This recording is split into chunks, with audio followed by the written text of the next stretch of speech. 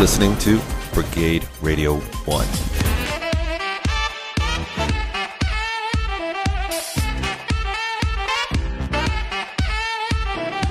Good morning. Time for another episode of Combat Radio. And it's never too early to talk about Christmas. And as you know, December 7th is Combat Radio's third annual Christmas breakfast for homeless children.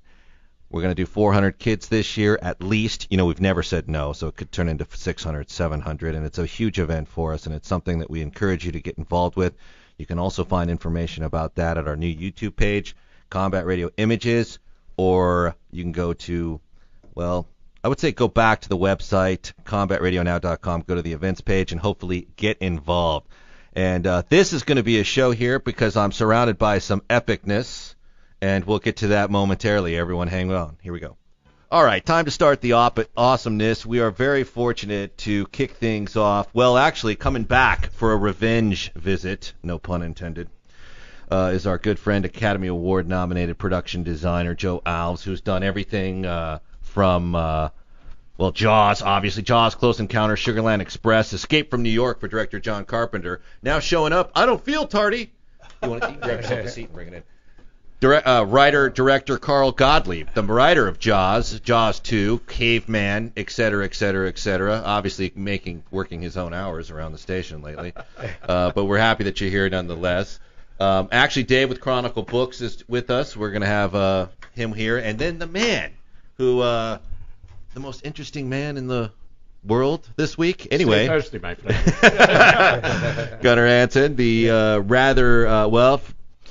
how do you like to be introduced these days, knowing that you were obviously part of the rather epic scene that was Texas Chainsaw Massacre, and you're a writer. Yes. You know, so how do you prefer? How does the title go? Gunnar Hansen, immigrant who made good. Immigrant who made good. Viking immigrant? Yes. Yes, Iceland originally, right? Right. People don't realize that you are, quite an epic writer. And there's a book coming out in about 4 days, Chronicle Books. Chainsaw Confidential. And I understand they're already, looting bookstores for it now to try to get your book early. But why don't you tell us a little bit real quick, kick things off before this conversation spirals into complete movie chaos. Why don't you kick things off with what can people expect if they rush out and pick up the Chainsaw Confidential? Well, it's about the making of Chainsaw. I interviewed all the surviving cast members and every crew member I could find, and so I got their story. But it's a day-to-day account of the experience of filming Chainsaw, and then from there it talks about how the world reacted to the movie when it came out, how the critics responded, how the public responded, and why it is that people hated, not people, but critics hated Chainsaw Massacre. The London Times said the less said about Tobe Hooper's Texas Chainsaw Massacre, the better. And then from there it talks about how the perception of the movie has evolved and what its place in horror is.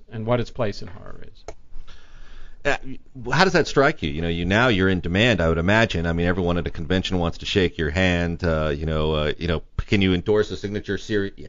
Can you endorse a signature series of meat cleavers and butchery tools? And at the time, it's like it's almost like finally I'm a validation. Yeah, I'd like to do a McCulloch ad. Yeah, I'm surprised you haven't. It's the world is so cryptic in a way now. I'm surprised that you have, at least on Saturday Night Live. I don't know why. Oh, sure, yeah, absolutely. Well, part of it, I think that after Chainsaw Massacre, I moved to New England and hunkered down and wrote for almost 20 years before I looked up and looked around and realized Chainsaw was big. Yeah. And I just had nothing to do with the movie business. So I think that's part of the reason. Why was that? Was it just because the overall experience was kind of like, screw this, man? Well, I liked working on Chainsaw, but I did another picture right after that I never got paid for. Chainsaw 2? No. I wish. And then Still in litigation? I met a couple of movie producers, and no criticism of anyone, but I realized I didn't like these people, and I just didn't want to be like them. And I'd also decided that I really wanted to write. That was always what I was intended to do, and I thought if I have to make that choice, I'd rather struggle and do what I have to do. I rode the garbage truck to pay the bills.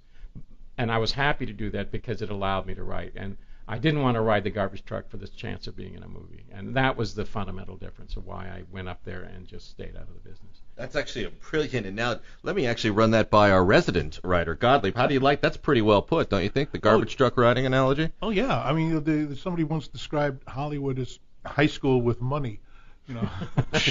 What was Hunter S. Thompson's analogy? It's like a loathsome money pit of doom, or where the best go screaming down the halls. I mean, it's a wonderful quote. It's too long. You have to carry it written down. I know it is too long, but it's very appropriate. I'm thinking of carrying it as a card, but no, I empathize completely.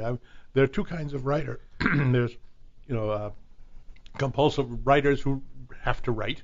And then there's writers like me. I'm a deadline writer. If I didn't get paid, I wouldn't write. Caveman 2, where is it, buddy? That kind of stuff? Yeah, well, I'd have to work with those producers again. And as Gunnar knows, it's sometimes a limitation. But did you act in the picture also? Or did you? No, I just wrote it. Yeah, I'm sorry. What am I saying? I wish I'd written it. No, I played Leatherface in the movie. Okay. Yeah, see, Carl, this is what happens when you're late. You don't get properly introduced because we were trying to give Gunnar the title he actually deserves, not the one he's known by on the street. Because I don't think a lot of people really understand what a high octane writer you actually are. It's kind of you're smiling, but. Thanks. Let me just tell everyone now. Let me tell the million-plus listeners. Fantastic writer. It's interesting that sometimes I think that's your passion, but everyone's like, "Hey, man, sign this Leatherface mask." And I'll tell you though, I'm grateful for those fans. You don't look like a Leatherface. I mean, this is radio, so I have to describe. No, it's all you guys. But I do have, as they say, a face for radio, a leather face for radio. Yeah, but I mean, I'm grateful for fans who want to come up and meet me and have me sign autographs. Oh, absolutely. Absolutely, like you say. But, I didn't want to interrupt you, but what you said prior to the show starting in studio here was that you had so much fun doing the movie that it was almost kind of difficult to hear people just kind of be like, like I said, elitist about it, Well, I want to say something about that. I actually am asked, it's the most common question, was it fun making the movie? And my answer is always no, because it was a great experience, but it was never fun. It was a miserably difficult, exhausting job, but it was, in fact, one of the best experiences of my life. I was fresh out of college, out of grad school. And I'd never been in a situation where everyone I was working with was really good at what they did, and they were really trying hard to do their best. That was very new to me because, no matter, even when you're in grad school, half your friends are slackers. Can I ask you, I'm just curious, what was your reaction? Hooper shows up, or you meet him and goes, I got this idea for a movie. I'm thinking, and you're probably thinking like road trip movie, Sugarland Express, or what.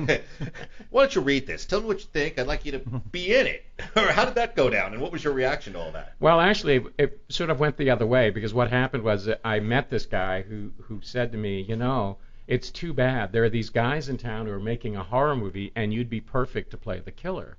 But it's been cast. So I had a pretty good idea. And then I ran into him a week later, and he said, the guy they cast is holed up drunk in a motel and won't come out, and they're now looking again. So I had a pretty good idea that I was playing the heavy.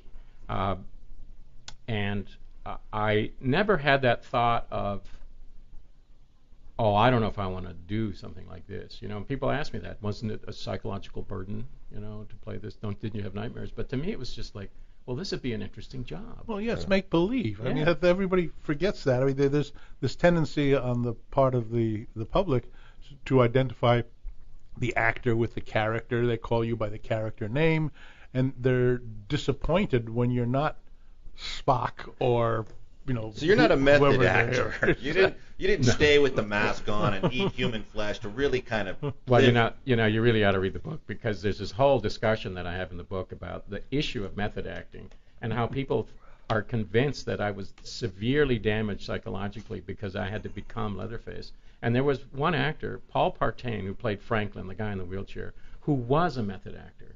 And he would become Franklin, that when he arrived on the set each morning, he would sit in his wheelchair, not get out. He'd shift into his whiny Franklin persona, and he stayed Franklin for the entire period he was in the movie. And we despised him because we didn't know that wasn't Paul.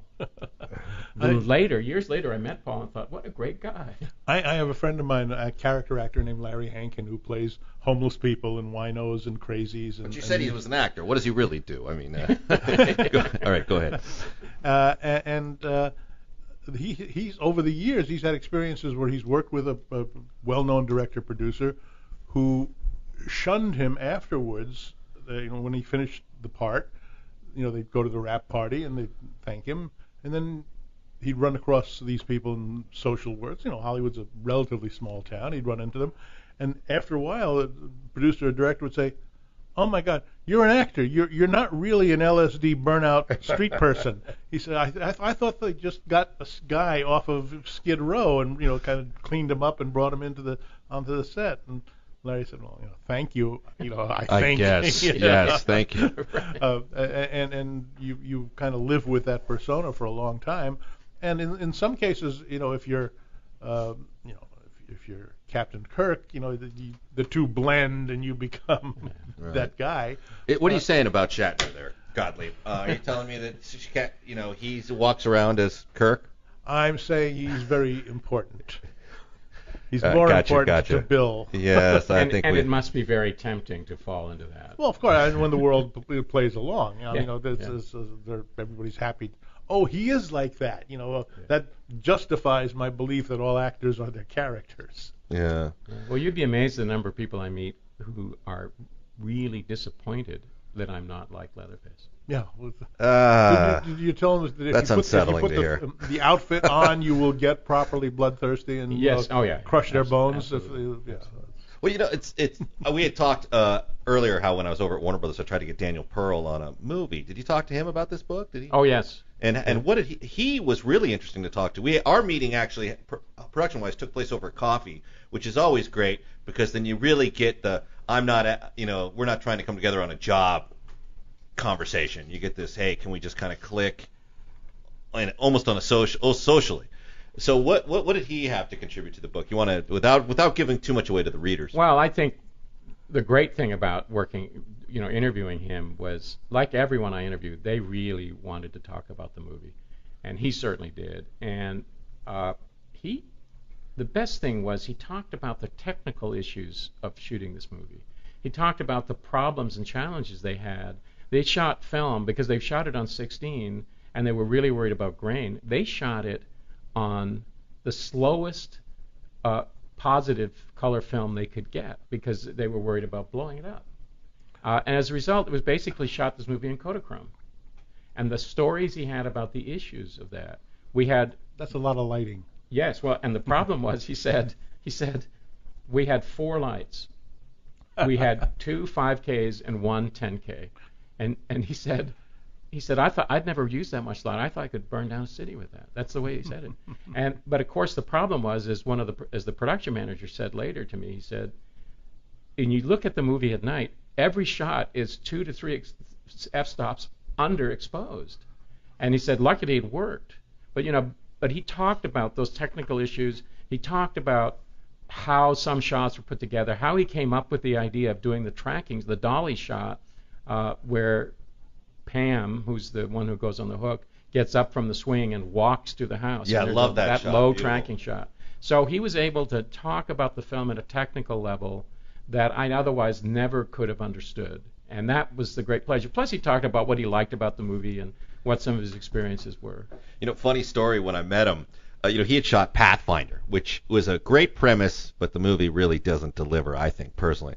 But it looks great. And so when I met him that day, we were talking briefly, and I just turned to him, I go, and so, Pathfinder, like that, and he goes, yeah, what happened, huh?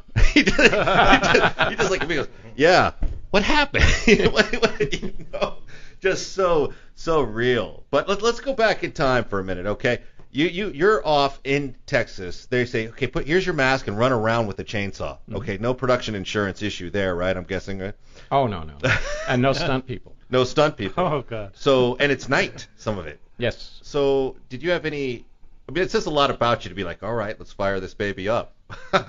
Well, as as the woman who was the assistant art director and who doubled as stunt woman for Marilyn Burns, Sally, said to me, when they asked me to jump through a second window, I was so stoned that I said, "It's brilliant." So I just thought, sure, I'll do whatever you want. So when you said that, when the word stunt woman, when that was mentioned, the Jaws crew here started chuckling. Well, the combination of stunt woman and art director. Yeah, that doesn't quite work. That's a hybridization that it is creative. In the studio world that we came from, you didn't see many people who were hyphenates in that way. That's kind of like, boy, I don't know, associate producer, Teamster captain. Yes. Yeah. How many union rules did that break? Yeah. You know? What was the shooting schedule on that? It was scheduled to shoot for 3 weeks, but very quickly they realized that we shot it in 6. And to get it shot in 6 weeks, we shot 7 days a week, 12 to 16 hours a day. Now, Toby's an old friend. I knew him in the years after that, when he lived in Austin. And, great guy, good director. And, much misunderstood because of that movie. He spent the rest of his career, I think, being a good director, and he is a good director. And people would say, but you did Texas Chainsaw, you did that film, which is the book. But there's moments in that film that are, especially shot-wise, in its simplicity, where you're just looking at this going, yikes. Mm-hmm. And that is, to be able to connect that to an audience, that's an art. But, what we were talking about earlier, about what the critics do to a film as opposed to what the audiences appreciate. And sometimes that critic thing lasts, for the critics, and, oh, yeah, but he did that. They're not asking the general public and we've obviously seen that with the Jaws movies, Yeah. I remember not wanting to see Texas Chainsaw being very young, but watching it going, I don't know if it's right for me to really enjoy watching this movie.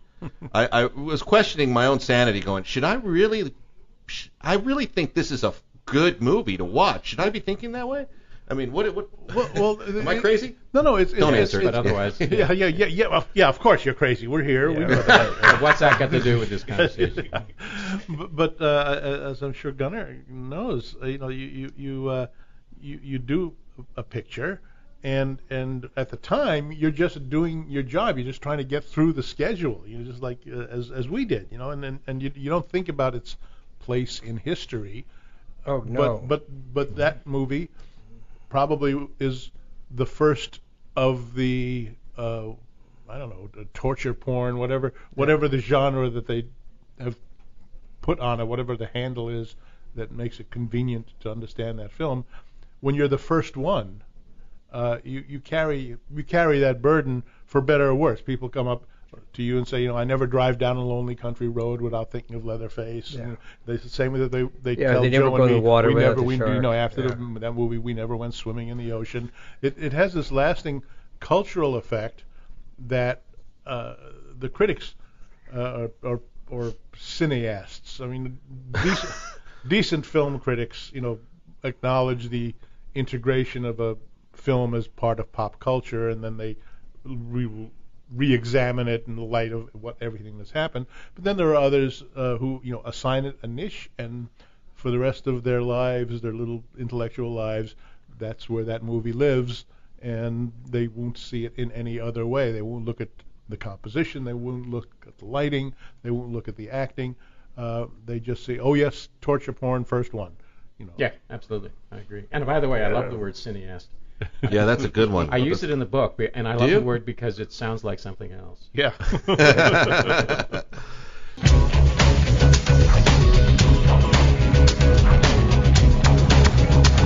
You're listening to Combat Radio with Ethan Dettenmeyer, right here on LA Talk Radio. You better subscribe to this channel before you look uncool.